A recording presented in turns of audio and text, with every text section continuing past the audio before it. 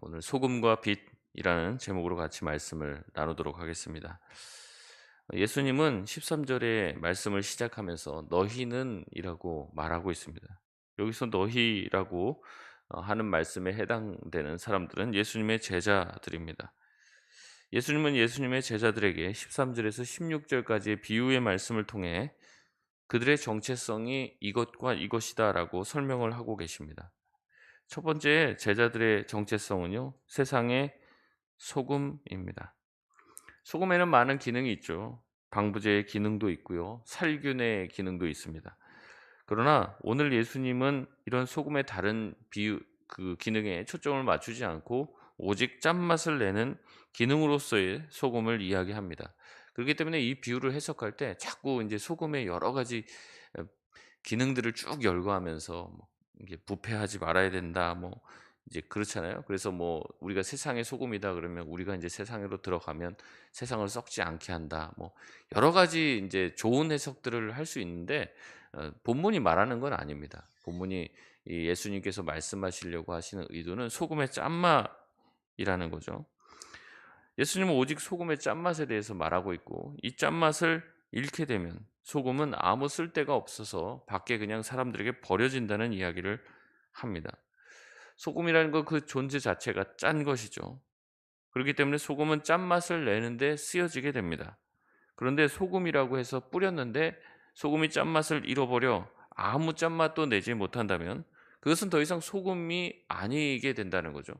그렇기 때문에 소금이 아닌 소금은 다 사람들이 가루밖에 안 되니까 그럼 버려지게 된다는 겁니다. 14절에 예수님은 제자들에게 두 번째 제자들의 정체성을 설명합니다. 세상의 빛이라고 얘기하죠.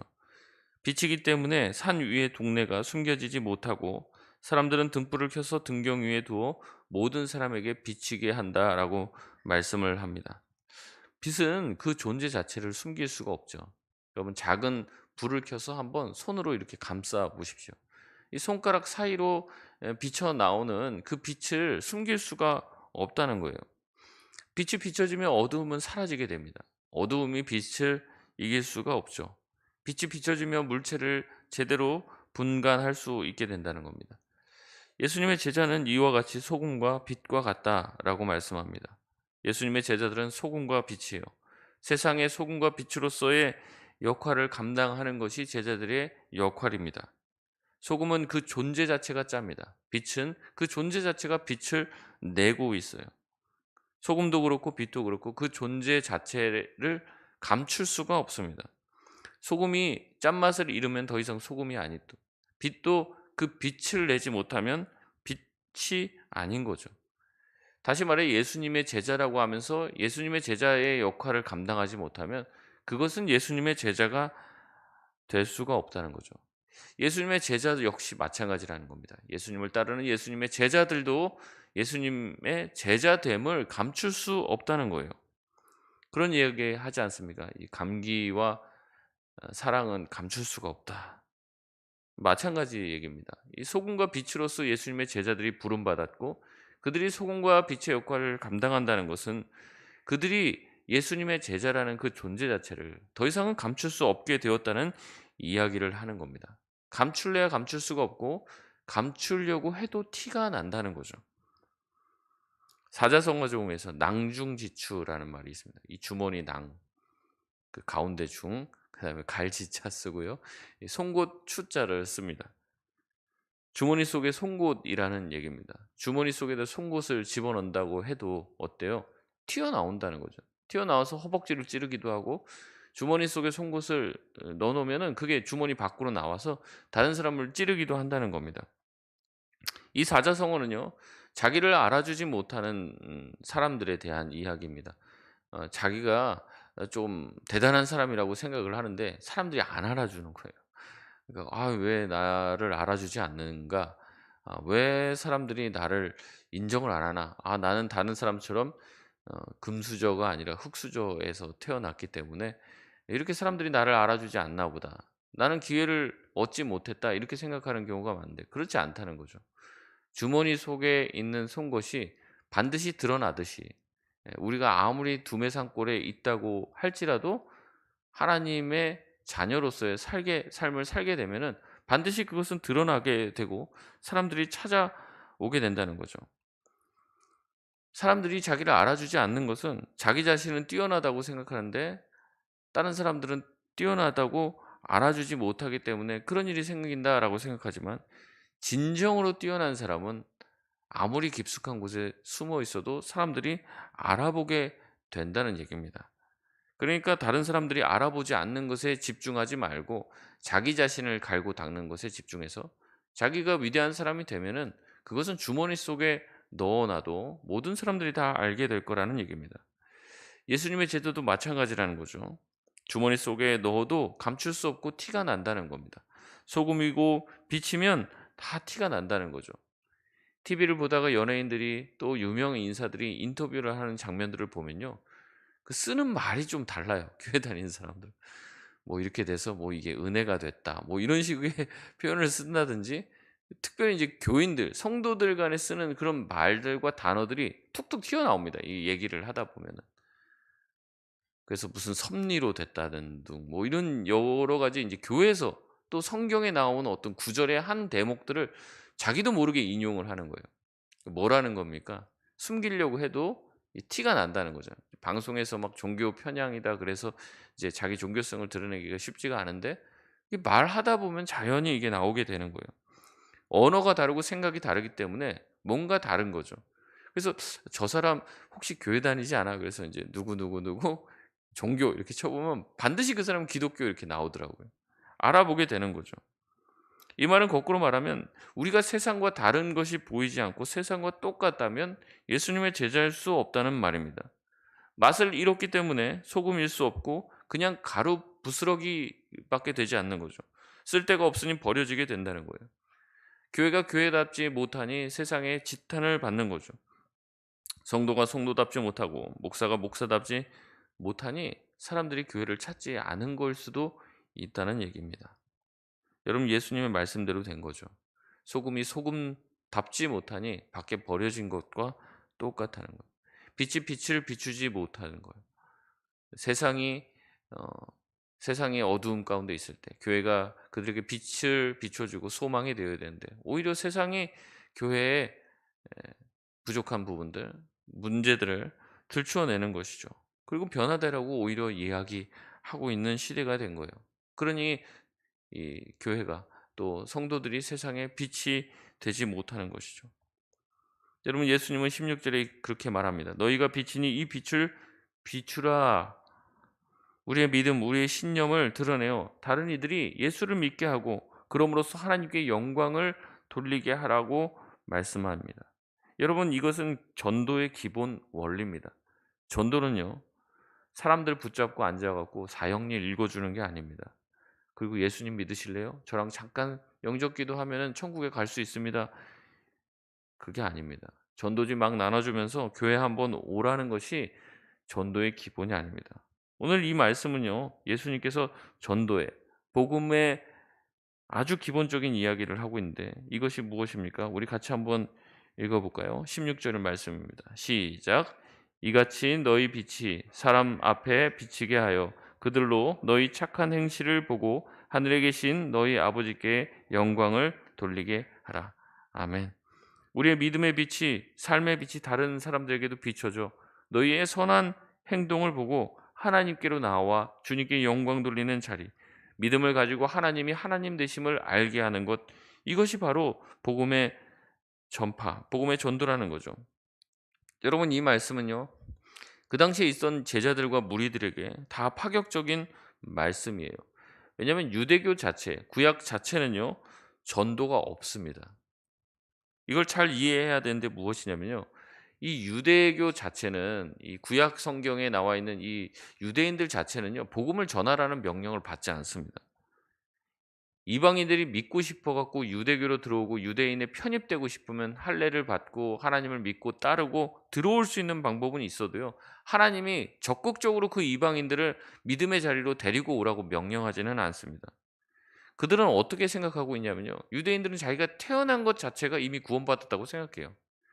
아브라함의 자손으로 태어났고 유대인으로 태어났다는 게 구원이에요. 그리고 이방인으로 태어났다? 그건 그냥 지옥의 땔감인 거죠. 그냥 그 사람들은 그 구원을 받을 자격이 없는 사람으로 그냥 그렇게 생각했어요. 그러니까 전도할 이유도 없는 거죠. 복음을 전하거나 이방인들이 하나님께 영광 돌리게 하도록 그들에게 하나님을 소개할 이유가 전혀 없는 거예요. 근데 예수님은 거꾸로 얘기합니다. 너희들이 너희의 선한 믿음과 행실을 통해서 그 이방인들이 하나님께 믿음을 가지고 나와 하나님께 영광 돌리는 자리에 있게 하라고 말을 하는 것이죠. 그러니 얼마나 파격입니까? 이 말씀을 듣고 아마 그 자리에 모여 있는 사람들이 술렁술렁했을 거예요. 지금 예수님이 도대체 무슨 말씀을 하는 것인가? 한 번도 전도에 대한 이야기를 들어본 적이 없는 사람들이 지금 복음 전파에 대한 이야기를 듣는 것이죠. 그러자 예수님께서 17절에 말씀을 하십니다. 17절 말씀 같이 읽겠습니다. 시작. 내가 율법이나 선지자를 폐하려 온 줄로 생각하지 말라. 완전하게 하려 함이라. 아멘. 예수님의 말씀은 율법을 파괴하는 것처럼 들렸을 거예요. 율법에서 하지도 않은 말을 하는 것처럼 들렸을 수 있습니다. 예수님은 그 말을 직감하고 그 생각을 직감하고 나는 율법을 파괴하러 온 것이 아니라 오히려 율법을 완전하게 하는 것이라고 말씀을 하는 거죠. 18절에 예수님은 천지가 없어지기 전에 율법의 작은 알파벳 하나 꼭지라도 없어지지 않고 모두가 다 이루어질 것이다 라고 말씀을 하고 있습니다. 여러분 다시 말씀드립니다. 율법의 정신은요, 사람을 죽이고 사람을 해하는 것이 아닙니다. 율법은 사람을 지키는 것이고 사람을 살리기 위한 목적으로 주어진 것입니다. 그래서 때로는 율법을 어기는 것이 율법을 지키는 일이 되기도 합니다. 기생 라합이 그렇죠. 기생 라합은 거짓말하지 말라고 하는 하나님의 율법을 어겼습니다. 그러면서 어떻게 합니까? 생명을 살리라고 하시는 하나님의 더 귀한 율법의 정신을 지켜낸 것이죠. 율법을 윤리적인 잣대로 도덕적인 규훈으로 여기면서 기계적으로 작동시켜서는 안 됩니다. 예수님은 가늠하다 잡혀온 여인을 향해서 돌을 들지 않았습니다. 율법대로라면 어떻게 돼요? 죽여야죠. 그러나 죽이지 않고 오히려 용서해 줍니다. 용서하시면서 말씀하시죠. 너를 정죄하던 사람이 어디 있느냐? 아무도 없다고 말합니다. 그러니 나도 너를 정죄하지 아니하겠노니 가서는 다시 죄를 짓지 말라라고 얘기합니다. 결국에 하나님이 원하시는 게 뭡니까? 죄에서 떠난 삶을 원하시잖아요, 우리에게.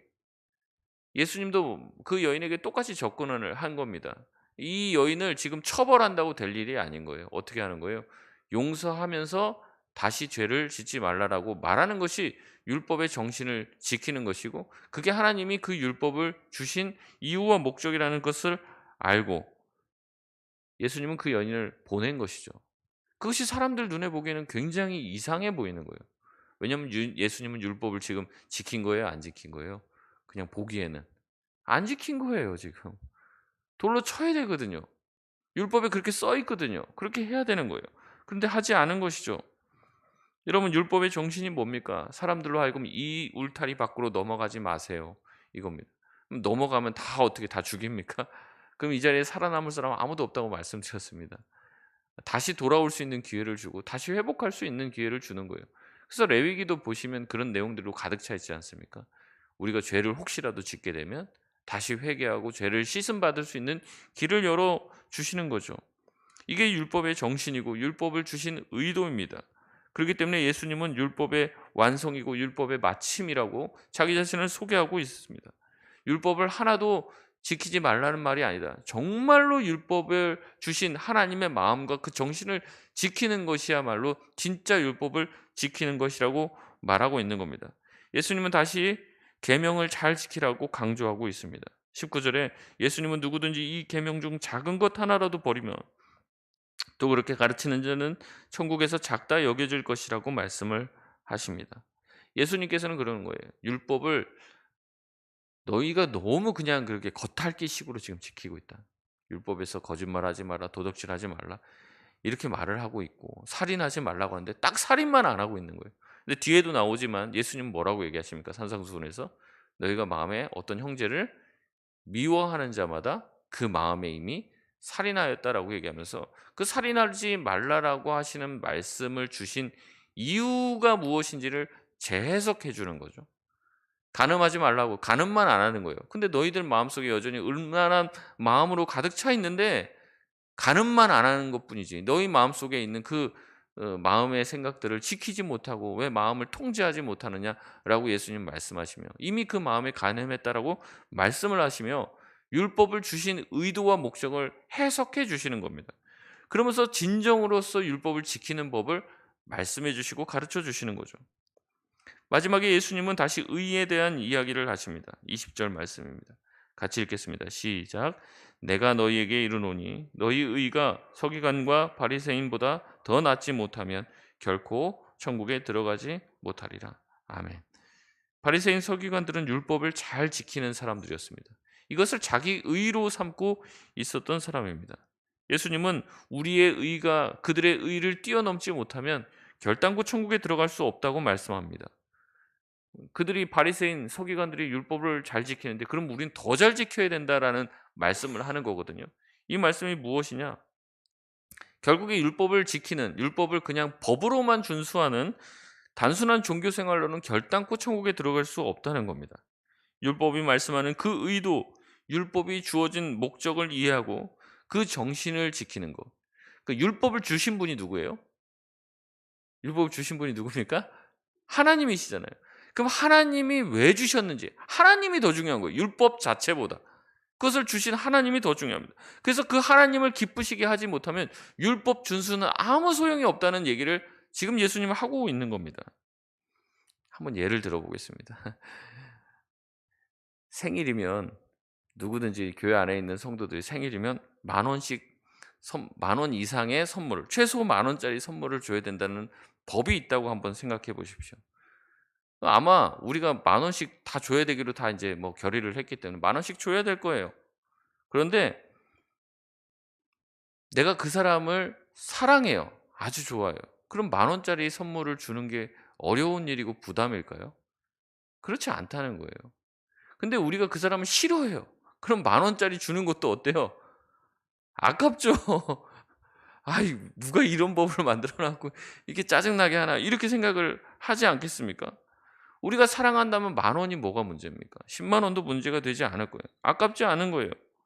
사랑하는 사람에게 대해서는 법을 지키는 것이 쉬운 일입니다.